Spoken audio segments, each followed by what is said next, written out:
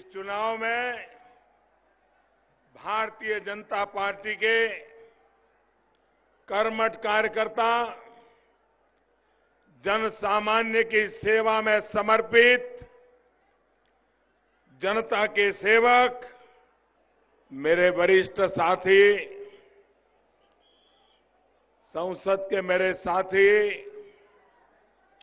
और राजस्थान के वरिष्ठ नेता डॉक्टर किरोड़ीलाल मीणा जी, ये दिल्ली में जो राग दरबारी गाने वाले लोग हैं, इनको पता नहीं चलेगा हवा का रुख किस तरफ चल रहा है।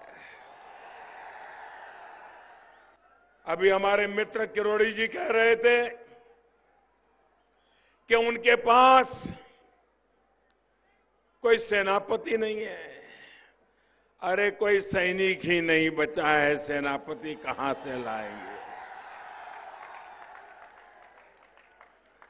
आप मुझे बताइए, ये हमारे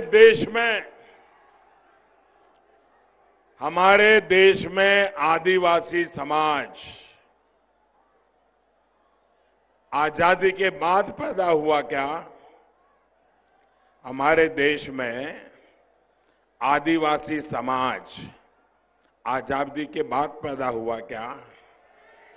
आजादी के पहले भी था कि नहीं था? राम के जमाने में था कि नहीं था? कृष्ण के जमाने में था कि नहीं था? लेकिन कांग्रेस वालों को,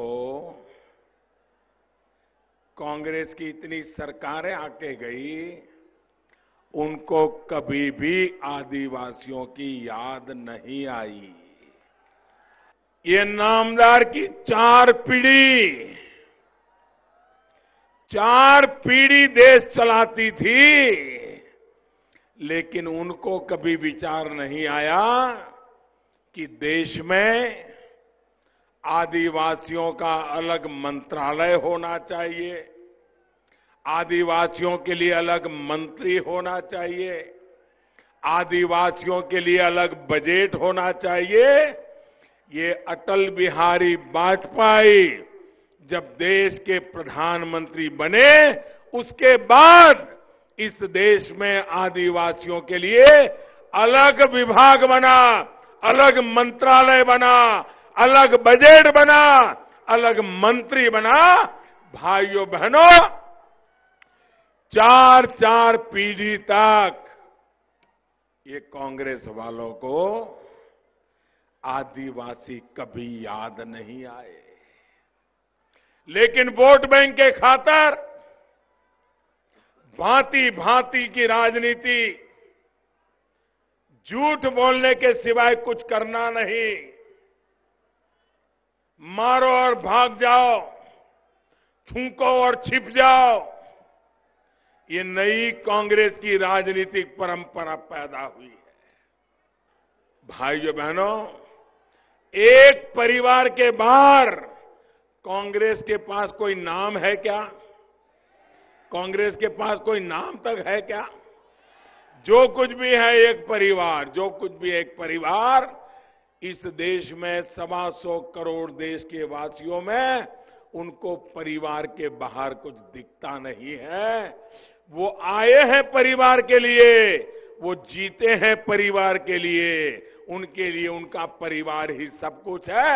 हमारे लिए तो 125 करोड़ का देश यही मेरा परिवार है। मेरे पुराने मित्र साथी किरोड़ीलाल जी ने कहा कि ये एक दिन का समय मिला। ये बात सही है कि मैं विदेश था, वहां से एक महत्वपूर्ण कार्यक्रम के लिए गया था। समय निकाल पाऊंगा कि नहीं निकाल पाऊंगा ये तय नहीं कर पा रहा था, लेकिन किरोड़ीमल जी का मुझ पर इतना अधिकार है,